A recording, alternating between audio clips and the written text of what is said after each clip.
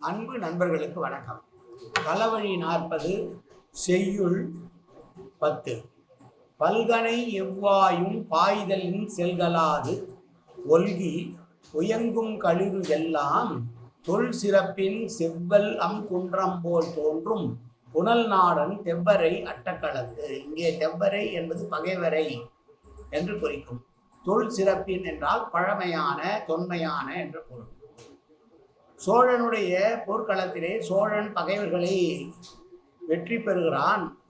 அங்கு இருக்கிற யானைகள் எல்லாம் உடல் முழுதும் அம்புகள் தேய்க்கப்பட்டு இரத்த சகதியோடு இருப்பது எப்படி இருக்கிறது என்றால், பழமையான செம்மலை எப்படி தோற்றமளிக்குமோ அப்படி சிகப்பு நிறத்தில் அந்த யானைகள் எல்லாம் மிகப்பெரிய குன்றுகளைப் போல தோற்றமளிக்கிறது, மலை போல தோற்றமளிக்கிறது, சிகப்பான மலையாக தோற்றமளிக்கிறது என்று சொல்லுகிற செய்தி.